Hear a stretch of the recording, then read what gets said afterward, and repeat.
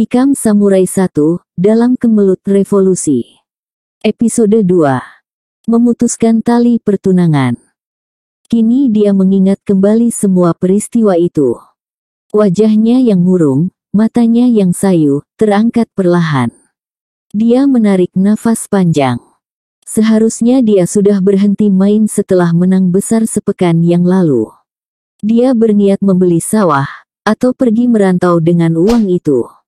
Hidup di kampung ini terasa membosankannya. Tapi dasar penjudi, begitu mengetahui ada penjudi lain, dia segera berselera lagi. Dan inilah akibatnya. Lambat-lambat dia merangkak ke sumur. Mencuci muka dan sekujur tubuhnya yang bergelimang lulu. Meminum air sumur itu beberapa teguk. Kemudian naik kembali ke surau.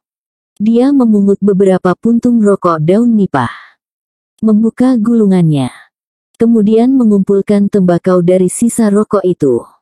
Dari kertas usang yang masih menempel di dinding surau dia menggulung sebatang rokok dengan tembakau sisa tadi.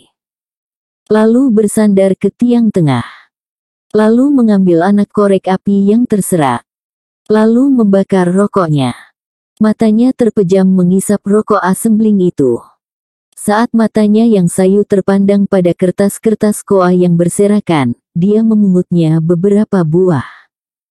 Babi halus, jarum udang, tali sirah, katanya sambil melemparkan koa itu ke lantai satu demi satu seraya menyebutkan nama kertas-kertas tersebut. Rokok itu tak habis dia hisap. Dia terbatuk-batuk. Pikirannya melayang pada Baribeh dan ketiga temannya.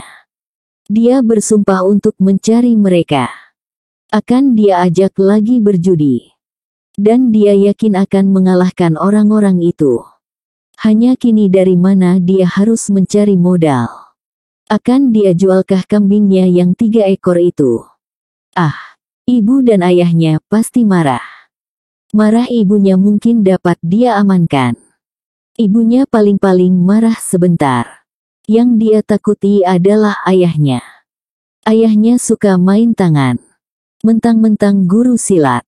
Wih, dia jadi mual melihat ayahnya yang dia anggap banyak laga itu. Apalagi kalau ayahnya sudah mengajar di sasaran silat. Hatinya jadi bengkak melihat. Dia paling benci melihat orang belajar silat. Apa untungnya belajar silat? Mending belajar judi. Uang dapat perut kenyang, pikirnya. Meski telah berkali-kali dia dikeroyok orang dalam berjudi, dan berkali-kali pula ayah dan kakaknya memaksa untuk belajar silat, namun dia tetap tak menyukai silat. Dia memang termasuk anak yang aneh.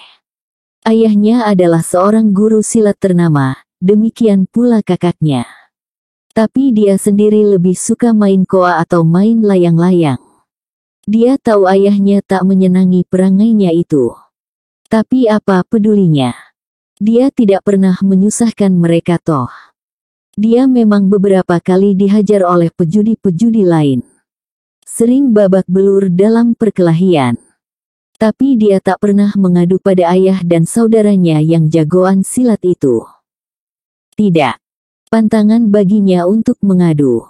Bagi dia judi merupakan suatu lambang kejantanan.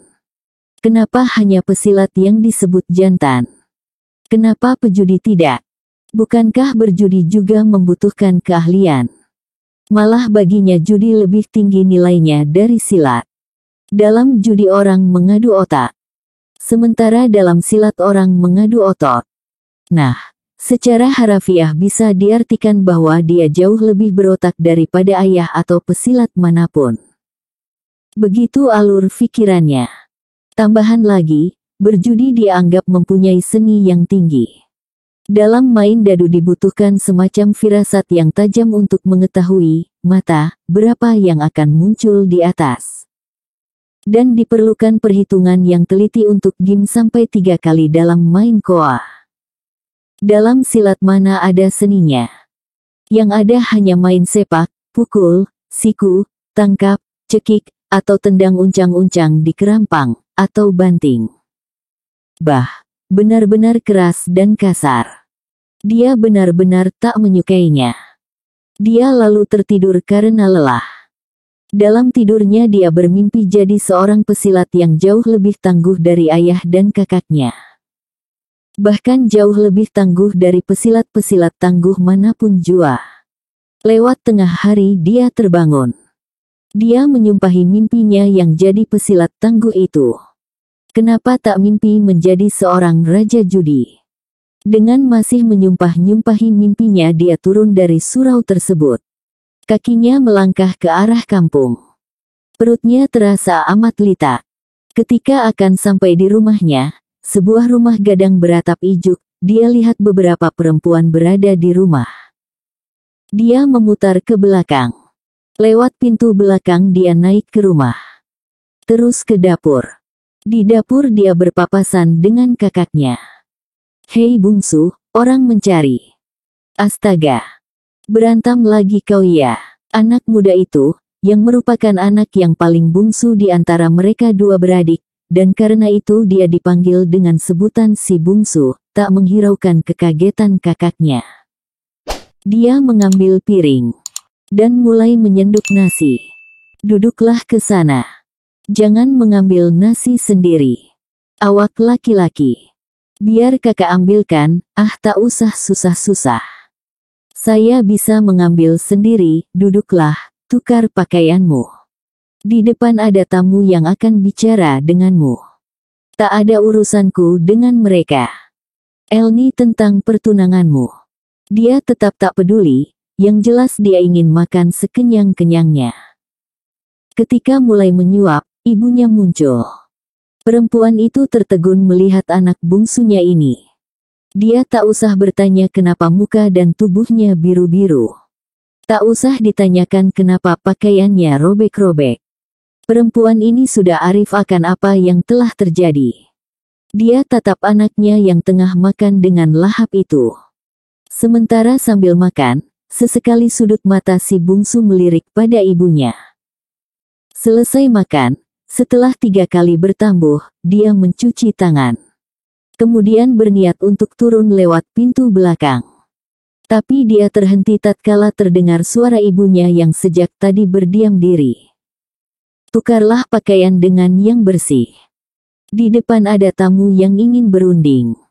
Merundingkan pertunangan saya dengan Reno." "Ya, apalagi yang harus dirundingkan? Bukankah kami sudah bertunangan? Tapi, soal perkawinan." Perempuan itu menggeleng. Si bungsu terhenti di tangga melihat geleng kepala ibunya. Mereka ingin mengembalikan tanda dan memutuskan pertunangan. Tanyanya dengan datar. Ibunya tidak mengangguk dan tidak pula menggeleng. Dia lalu melangkah cepat-cepat ke ruang tengah tanpa menukar pakaiannya yang compang camping itu. Ayahnya dan 4-5 perempuan yang hadir jadi kaget melihat kemunculannya. Ayahnya nampak sekali merasa terpukul atas kehadiran anaknya yang tak selesai itu. Ayahnya, dan semua orang di ruang depan itu, segera tahu bahwa anak ini baru saja kalah dalam perkelahian setelah berjudi. Dia pasti menang pada mulanya. Dan kemenangannya diakhiri dengan perkelahian. Dan dialah yang kalah paling akhir. Sebab kalau dia yang menang, dia pasti pulang dalam keadaan sehat walafiat. Akan mengembalikan tanda pertunangan itukah etek kemari? Dia bertanya pada salah seorang perempuan yang jadi tamu ibunya sambil tetap tegak. "Bungsu, beradab sedikit. Tukar pakaian dan duduk berunding dengan sopan." Ayahnya membentak. Dia menatap ayahnya. Dia memang takut pada ayahnya ini. Tapi kali ini rasa takutnya itu dia tekan kuat-kuat. Tanpa mengacuhkan perintah ayahnya dia menatap lagi pada perempuan yang datang itu. Lalu suaranya terdengar berkata dengan pasti. "Kalau dulu ketika bertunangan saya tidak dibawa berunding, maka kini biarlah saya yang memutuskannya. Pertunangan ini memang lebih baik dibatalkan, bungsu." Ayahnya membentak. Namun dia tak memperdulikan bentakan ayahnya.